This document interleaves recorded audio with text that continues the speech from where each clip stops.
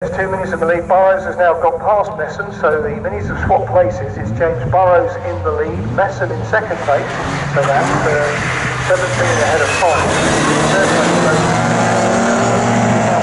Away from the so the first three up to complete the first lap.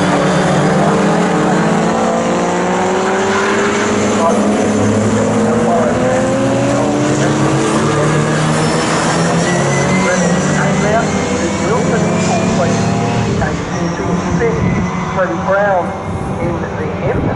Then we get the United Current Patrick Harris. That's the first of the Morris Thousands. You didn't often see Morris Thousands actually in period racing very much, but they become a reasonably popular racing tool in the revival period. You don't often see a Triumph held as it's not exactly a race car in period, let alone in golf colours as well. But it's an eclectic mix, isn't it, out there? It is. I mean, that is the Vitesse actually. The Vitesse is always a little bit more sort of sporty. They have the straight 6 engine, that's right. The GT6 engine, which made a Spitfire into a GT6, isn't it? Yeah, a friend of mine had a Vitesse and he used to sort of belt down the lanes in that, you know, something evilly. So the minis out front, what can Reynolds do? At the moment he's holding station in the Anglia, and that's allowing James Burrows to get away a bit. So the 17 Mini is actually getting away from the number 5 Mini. So we've got a little bit of a gap opening up, and if Martin Reynolds is going to do anything about it in the Anglia, he's got to get past Messon and go after Burrows. So they head towards Williams for another blast down the Bentley Straight. At the end of the straight they come to what used to be known as the S's. It's now called the left-hander at Bummel and the right-hander at Nelson. I still want to call it the Revin Straight as well, not the Bentley Straight. Showing our age, aren't we? Yeah, we certainly are.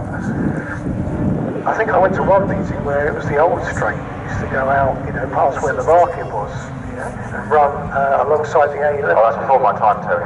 You're way ahead of me there. You served man and boy clearly. Quite.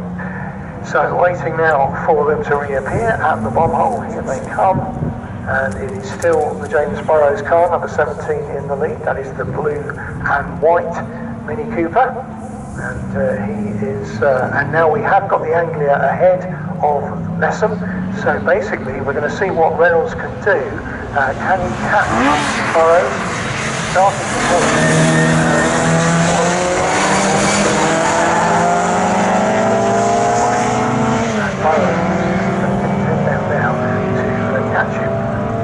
Lap 2, coming through to complete lap 2 with the gap.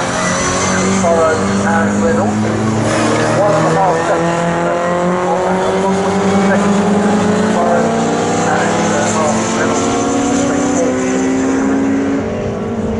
But I think that might be a bit deceptive there, because I think Reynolds was having to dispatch Mesham on that lap, as you quite rightly said, before he starts making a assault on James Burrows.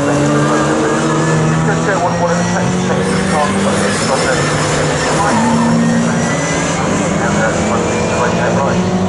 yeah, and that is impressive, isn't it? I mean, it's a Cooper S, that one, but certainly it's very, very quick, James Burrows, and it's apparently a 1293. I was going to say, I think it's a 1293, so it's a bigger engine than it was in period, so yeah. It's not FIA spec, is it? So yeah, so okay, it's a 1300, but all the same, it's still way a lot, I know, but there are a couple of long straights here, isn't it? So it's not a circuit that I would say would naturally favour a Mini, as in small like Mallory or Brands Indy, where it's very technical. We've got the infield bit, but the infield is surrounded by 2 long straights.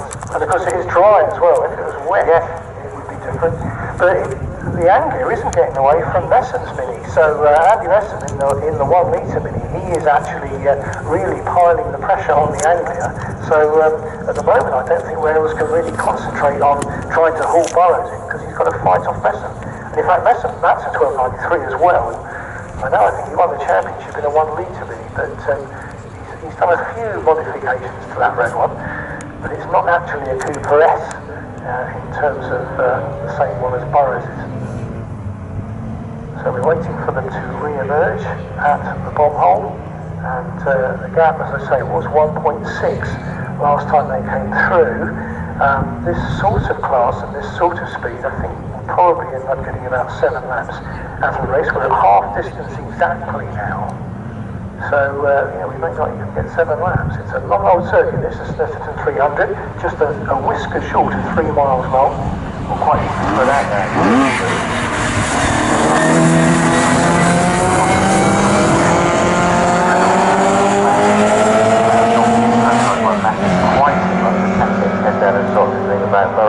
The gap on the last lap was 1.6 seconds. They cross the line now. Burrows first, obviously, and we'll just see the gap is now 1.7. So it's gone out to 10th actually. So not great here, is it? Although Burrows really down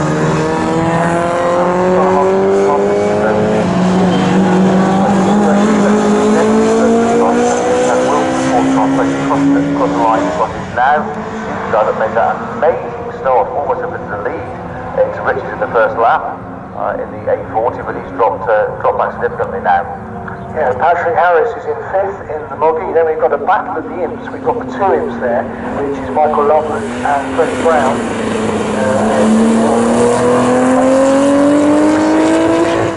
That is Burrows.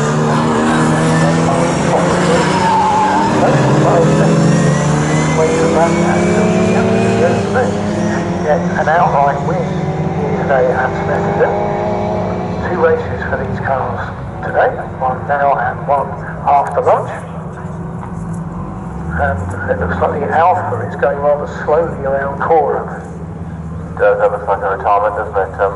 Still one of the prettiest cars ever made, I think. Yeah, certainly their work, there's also Deltas, the GTAs, the GTAMs, just glorious cars. There's magnificent images of freewheeling with superstar F1 drivers in them as well. Touring cars. Absolutely, the animation is absolutely. Yeah, they were lovely cars. You still see them out there. Some classic series. Funny, I was talking to somebody at Durham Historic Festival earlier the weekend who's got a very basic one of these Alphas, just like we see it here now, as a toe in the water exercise. So he likes to get on with it, and if so, he's going to build a GTAM clone. And not just the A, the AM, the full body, wide body, full steroids, whole works. It'll be nice to see that out. Yeah, I mean, as long as you can keep the rust off them, they're okay, aren't they? And from I think they make them fresh now, like E-types. There's more E-types now rated than probably built-in period. Yeah.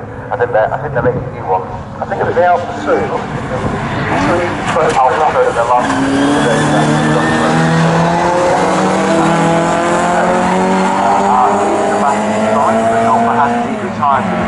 great shame. What Colin was talking about, obviously the winner. So James Burrows is going to cross the line for the 4th time. 1.7 seconds was the gap last lap, and it's out to 2.5 now. So Reynolds unable to do anything about that. James Burrows is just stamping his authority on this race at this stage with just under 5 minutes to go.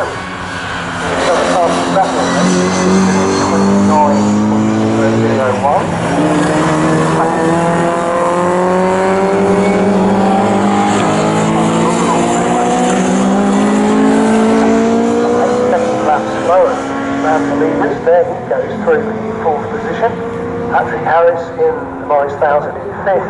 And there's Michael Loveland in the Imp. He's in 6th place. Freddie Brown, who made a good start in that Fraser Imp lookalike, is now dropping back. Because the Imp retained its competitiveness for a long time. The Fraser Imps were in the 60s. And of course the Bevan Imps, with Bill McGovern driving, and that won the British Touring Car Championship in 1972.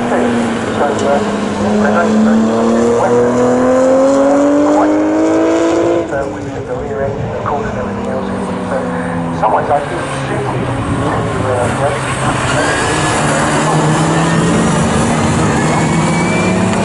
That's a 3 car. Stuart Radford used to race a Triumph 2000, which was an even less likely racing car, I have to say. So he goes right in the Moggy, pursued by Michael Foley and by Brian Bedford. So we've got those 3 fairly close together towards the tail of the field. At the moment, they don't look like they're in immediate danger of being lapped by the leaders, despite the fact the leaders are going quite a bit quicker than everybody else. The leaders have yet to emerge at Coram. This is the 5th lap we're on. We have got just less than 3 minutes left to go, so I reckon Probably we've got 2 laps left. That looks a little bit more than a 2.5 second gap to me.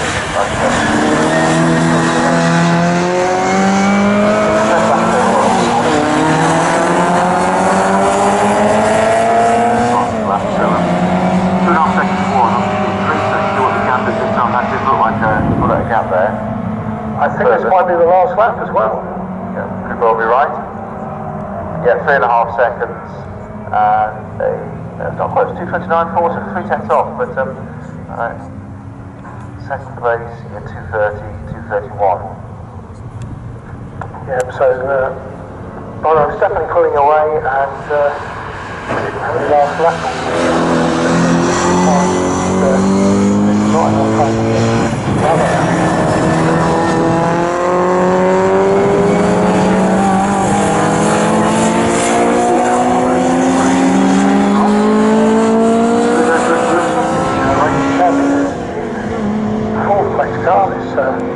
Austin A40. The field's sort of stringing out a bit now. We've still got the cars towards the end of the field having a reasonable tussle. The 3 of them, the 2 Moggies and the Austin A40. The Doc Shepherd, certainly in the late 50s, was a real touring car hero in the Austin A40. 2 drivers sharing that car. In the programme we've got Bedford and Evans.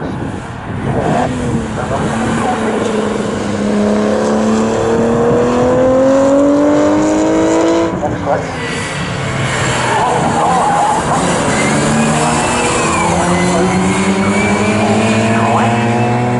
Black one came off the red one. They're coming through now for one more lap of fun and frolics with their battling Moggies. In fact, right now looking inside, heading up towards the ridges. So that could be a change for 9th place any moment though. Foley holds him off. The leaders now are back in sight at Coram, and despite that faltering start from James Burrows, he's been absolutely fantastic on his way to get through this.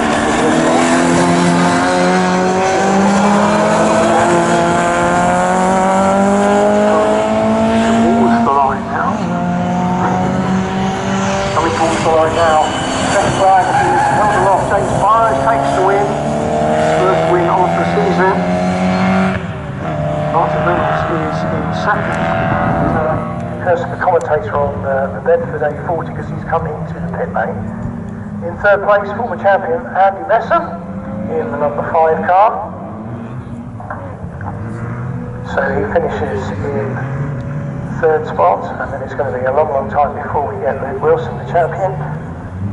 But Pete Snowden is going down to have a chat to the winners.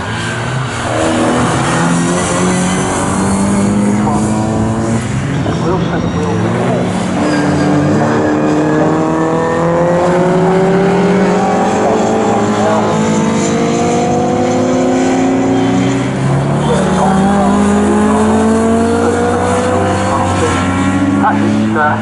Harris comes through in the Moggy number 90, 5th, pursued by Michael Loveland, that's the Class E Ilmenimp, and then it's Freddie Brown in another Class E Ilmenimp, number 48, who finishes in 7th place.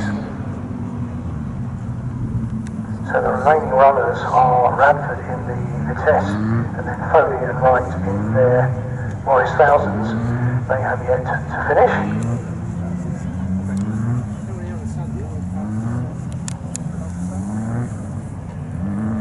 Next race on our programme will be for the Caterham graduates, and we go from a 12-car grid to a 41-car grid, would you believe?